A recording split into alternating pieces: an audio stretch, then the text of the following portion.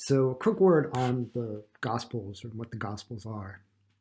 You probably know that there are four Gospels in the New Testament, the canonical Gospels. They are Matthew, Mark, Luke, and John. That's the order in which they appear in the Bible. It's not the order in which they are written. Um, Three of those are called synoptic Gospels, and this slide kind of lays that out. Um, Synoptic means it's like synopsis. Um, they seem to have been informed by the same events. They describe the same events. They have a lot of similarities and overlap. The fourth gospel, probably the latest one written, is John, and it is not um, doesn't share the same material. It's quite different, and you'll obviously talk about that when you get to John. This thing on the left here is a map of how scholars think the Gospels were composed. This is based on comparisons between what's in the text. So everybody seems to pretty much agree in scholarship that Mark is the earliest of the Gospels. It's the shortest, in some ways, it's sort of simplest. And then scholars speculate that Matthew and Luke were produced in part from Mark, in part from something called the Q source. Q source doesn't actually exist. It's just speculated by scholars. Scholars think that both Matthew and Luke were using a text aside from Mark, probably a collection of Jesus' sayings, to integrate their own stuff, and then there's some original material that comes from each of the evangelists or each of the people who wrote the Gospels, and this visual representation is supposed to show how much of each is in each of them, so that Matthew has relatively little compared to Luke, absolutely original material. That stuff in the far right. Luke has more stuff from Q. That's the kind of thing that people who study these texts try to figure out. So this is probably the way in the order in which the texts were composed. And as you can see, Matthew follows Mark, borrows a lot of its material from Mark, but also a lot of material from the Q source. I've already suggested that each of these Gospels presents a different picture of Jesus. I want to emphasize that what's unique about the Matthew text is that it is the most resolutely Jewish of the texts. It's important to remember that there was no such thing as Christianity in the first century of the Common Era. There were some Jews, relatively small number of Jews, who believed that Jesus had been the Messiah, and then the majority of Jews who did not believe this. But this was entirely a sort of intra-Judaism discussion. There were Gentile, that is to say, pagan converts to Jesus' belief, but those people were current converts to Judaism.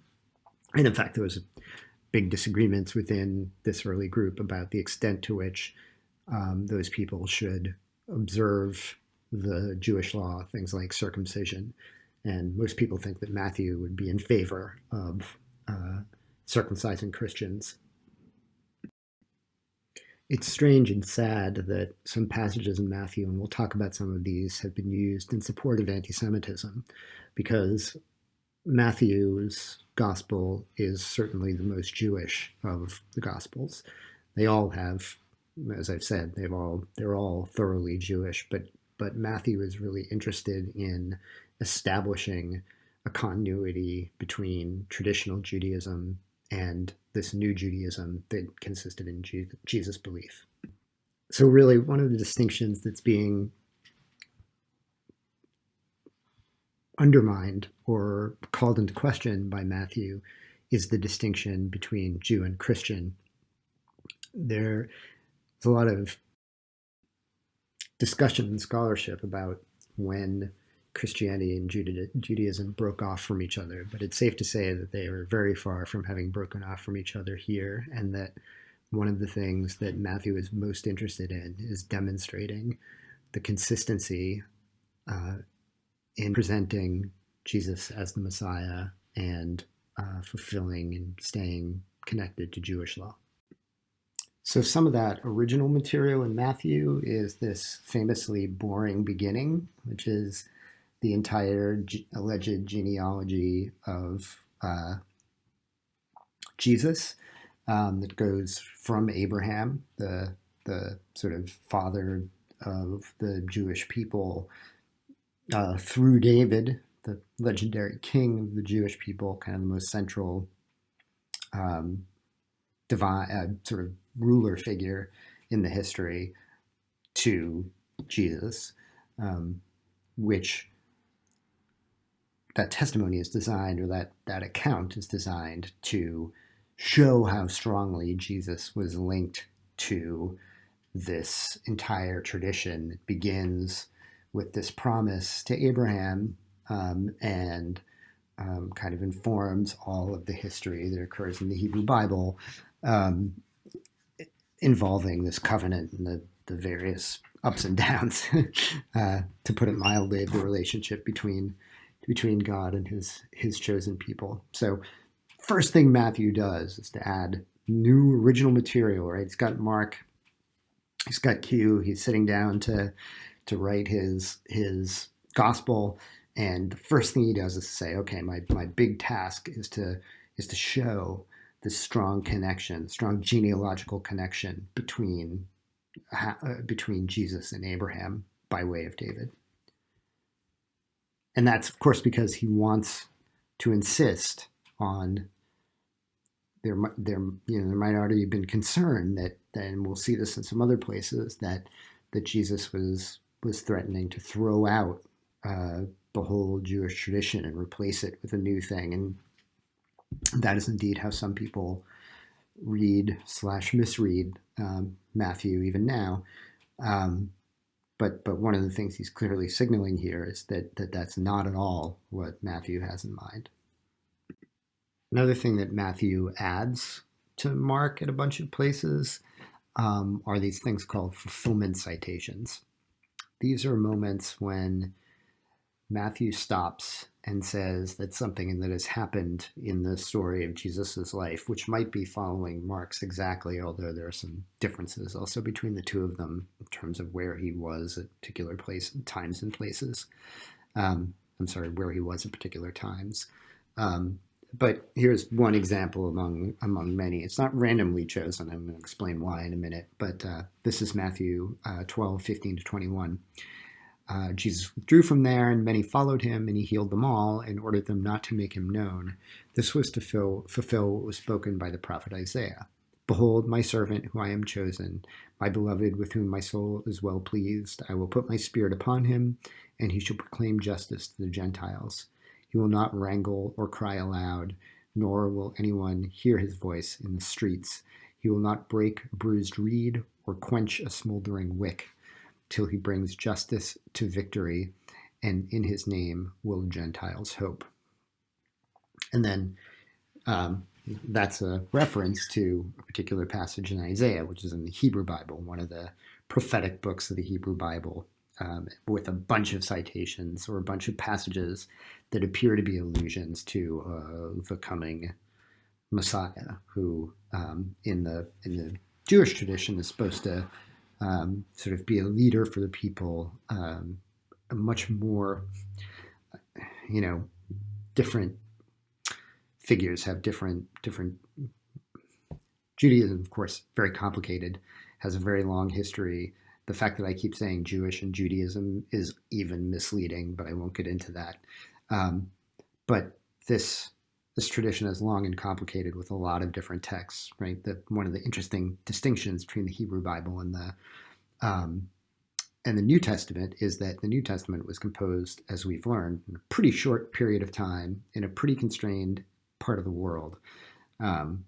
Almost all of it sort of east of Rome, well east of Rome, by people who, even in many cases, probably knew each other, or at least knew of each other, whereas the Hebrew Bible was written over the course of many, many, many years, hundreds of years, and from a bunch of, when the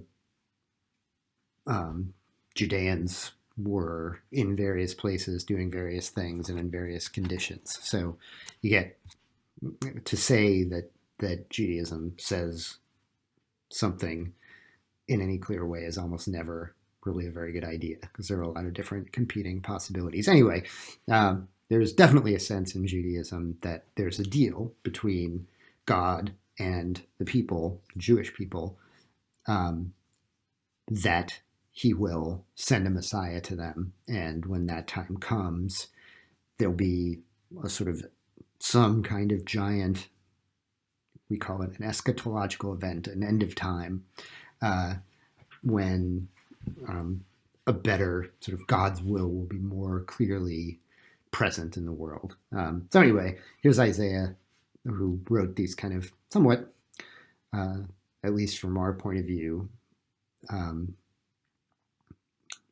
puzzling accounts of what things would be like when this great leader arose, this Messiah.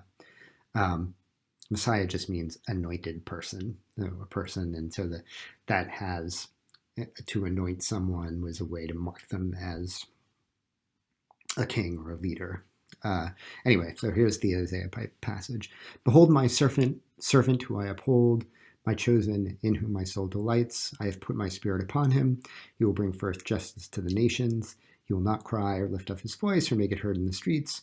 A bruised reed he will not break, and a dimly burning wick he will not quench. He will faithfully bring forth justice. He will not fail or be discouraged till he has established justice on the earth, and the coastlands await his law. I assume coastlands there, so we're dealing with a translation directly from the Old Hebrew to the English in the Isaiah citation. As I pointed out, Matthew is probably working with the translation of the Hebrew into Greek, and now we're getting a translation from the Greek into English. It's a little more, it's complicated what the language is, but I assume coastlands speaks to a sense that the whole world, right? And and it is the case that both and the thing I really want to stress here is that one of the things that the Matthew tradition is sort of taking over from the Jewish tradition is that this salvation is for everyone eventually. That the Jews are going through whatever historical theological process that they're going through in a way that eventually will result in everyone participating in this just world that's being looked forward to, and that's going to happen when this Messiah comes, right? So what Matthew's doing here is saying, look, these things that happened to Jesus, even though Jesus is not a big victorious leader Messiah in any way, but I can tell he's the Messiah because all of these things happened in his life, and those things happened in fulfillment of the kind of promises that are laid out in particularly the prophetic Hebrew Bible, prophetic parts of the Hebrew Bible that speak about who the Messiah will be. So these fulfillment citations are a really crucial part of Matthew's story about the continuity and not the break between the advent of Jesus as the Messiah and Judaism as he saw it at this point. So if Matthew is such a Jewish text, why are so many of its villains Jewish? We'll talk a little bit about the scribes and Pharisees in a minute, but let me begin with the fact that it's pretty clear that Matthew sees himself and sees Jesus as part of a Jewish prophetic tradition that's always pretty hard on Jews, right? When you have a single God who, unlike we're familiar with the behavior of the Roman gods, doesn't have any of those complicated psychological qualities. He's just a figure of pure goodness. The demands that he can make on a people that he chooses can be quite harsh, and the consequences, at least that's the case with the God of the Jews, can be pretty harsh. And if you've seen Jordan Peele's Us, from which this image derives, you're at least a little bit familiar to with some of that idea, because the film cites Jeremiah 11:11 as part of its system of doubling. So the 11:11 is obviously meant to be to reflect the reflective quality that runs through the narrative, which, if you haven't seen us, you don't have to worry about. But Jeremiah, the prophetic book of Jeremiah in the Hebrew Bible, is very, very famous for its harsh depictions of the kind of reckoning that's coming for the people of Judea if they don't start behaving better in the eyes of God. So, and Jeremiah has a long tradition in American discourse. In fact, it's one of the primary influences on the rhetoric, or among the primary influences on the rhetoric of abolitionist preachers in the 18th and 19th centuries in the United States. So I'm just going to read this passage from Jeremiah to give you a sense of this quality of the text. Again, the Lord said to me, and this is sort of Jeremiah reporting his prophetic conversations with God, there is revolt among the men of Judah and the inhabitants of Jerusalem. They have turned back to the iniquities of their forefathers who refused to hear my words. They have gone after other gods to serve them. The house of Israel and the house of Judah have broken my covenant, which I made their fathers. Therefore, thus says the Lord, behold, I am bringing evil upon them which they cannot escape.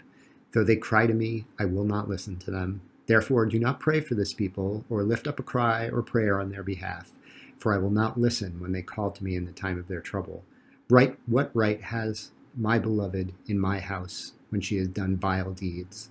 The Lord once called you a green olive tree, fair with goodly fruit, but with the roar of a great tempest he will set fire to it, and its branches will be consumed. So, although Matthew appears to sometimes give, and has in fact given, resources to anti-Semites, in particular in the famous passage when the conversation with Pilate is going on about whether to crucify Jesus, the people call out, his blood will be on my head forever, which is one of the, or on our heads forever. It's one of the sort of go-to texts of the worst elements of Christian anti-Semitism. But it's always important to situate passages like that to moments where God's anger with the Jews in the prophetic tradition gets expressed in similar violent apocalyptic ways, like this passage. Another reason why so many of the villains in the book of Matthew are villains goes back to some of the stuff we talked about earlier. Remember, we looked at that map and saw that the Judea and Jerusalem and Antioch, where Matthew was, were pretty far away from Rome. And one of the things that the Romans did quite successfully was to recruit local people, particularly local elites, rich people, to work as their agents, as their retainers, sort of. So these very small number of local people would be welcomed into the Roman aristocracy in kind of secondary statuses, and would become the representation or the representatives of Roman power in the local place, and would take, for example, Judea. And so these people who Jesus is always yelling at in Matthew are representatives of the Roman power structure. They are conceived, or it's possible to conceive them, let's put it this way, right? This is a possible reading of the text, as not so much sort of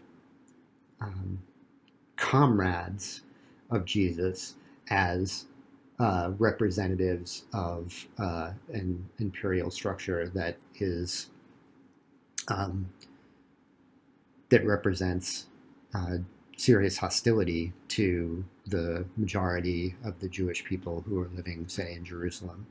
So, so you get these passages, right? Woe to you, teachers of the law and Pharisees, you hypocrites. You are like whitewashed tombs, which were beautiful on the outside, but on the inside are full of the bones of the dead and everything unclean. In the same way, on the outside, you appear to people as righteous, but on the inside, you are full of hypocrisy and wickedness. This inside-outside dynamic, right? Where the display of wealth and power betrays within it not only wealth and power, but also goodness, right? These kinds of, that's why hypocrites, right? They sort of show piety, but inside they are complicit with the violence that is threatening the people of Judea. And of course, we've got to remember Matthew is written after Jerusalem was destroyed, and that massive attack on the city and the destruction of the temple has already happened. So there's even more hostility being generated to these kinds of representatives of the empire. This painting is of St. Paul, who, as I mentioned before, played a big role in establishing the Jesus-believing ecclesia or churches throughout the Mediterranean world, and who started out as a Pharisee. This painting is of him dressed in his Pharisee gear, I guess. I don't know. He was converted, according to some stories, when he fell off his horse and on the road to Damascus, where he was working as a Pharisee, actually persecuting the early Jesus believers. And he fell off his horse and then had a vision of Jesus and converted. So it's also, important to note that a Pharisee was one of the central figures in the birth of the Jesus movement after Jesus' death. So the big takeaway here for me is that this perception that there is a massive break between Judaism and Christianity is rooted in a misreading of what's going on in Matthew. And I think it's rooted in that misreading in two ways. One is that it, and this is the first part of what we talked about, it fails to recognize Roman imperial context that motivated the Jesus movement, generally speaking, as one of many efforts on the part of Jewish people to respond to Roman imperialism. And so you really can't understand these texts if you don't understand the powerful counterpoint between the Roman imperial cult and the notion of Jesus as an alternative political leader, or offering an alternative political narrative. Part one. The other part is about the way in which Matthew, in particular, works hard to situate the experience with Jesus as the Messiah as part of a long-standing Jewish prophetic tradition, which will end ultimately in a just world. And that just world, as understood by Jesus, and this is where I want to kind of finish, is a pleasantly relaxed world, a world, not only a peaceful world and a good world, but a world in a just world, right, where people are treated fairly, but also kind of a world where anxiety, you can put aside anxiety. And it's not like Jesus wasn't aware, and Matthew, working with Jesus' texts, was not aware of the threats and the violence that were present in the world. We've kind of talked about that quite a lot. And I thought we're in a particularly anxious time, so it might be a good idea to finish with a verse from Matthew, that stresses the aspect of Christianity that is about trying to find a way not to be anxious, to recognize that whether you have a sense that there's a God up there to take care of you, or not, that there might be resources for taking a minute to feel, uh, to bracket out your anxiety and to recognize the positive things and the hopeful things in the world. So we'll just finish with this passage from Matthew, a very, very famous passage, which also appears in various forms, at least in Mark. This is Matthew 6:25-34. Therefore I tell you, do not be anxious about your life, what you shall eat or what you should drink, nor about your body, what you should put on. Is not life more than food, and the body more than clothing? Look at the birds in the air. They neither sow nor reap nor gather into barns, and yet your heavenly Father feeds them. And are you not of more value than they? And which of you, by being anxious, can add 1 cubit to the span of of life? And why are you anxious about clothing? Consider the lilies of the field, how they grow. They neither toil nor spin. Yet I tell you, even Solomon in all his glory was not arrayed like one of these. But if God so clothes the grass of the field, which today is alive and tomorrow is thrown into the oven, will he not much more clothe you, O men of little faith? Therefore, do not be anxious, saying, what shall we eat, or what shall we drink, or what shall we wear? For the Gentiles seek all those things, and your heavenly Father knows that you need them all. But seek first his kingdom and his righteousness, and all these things shall be yours as well. So let's take a minute to put aside our anxiety, to recognize that it's snowing as I say this, which is pretty miserable, but there's a glorious world outside, and it will be waiting for us when we're all released from this captivity, and set free into the world full of grasses and lilies and the birds in the fields. So there's me again and my email address in case you have any questions about this lecture, or any thoughts about it. Thanks for listening. Bye now.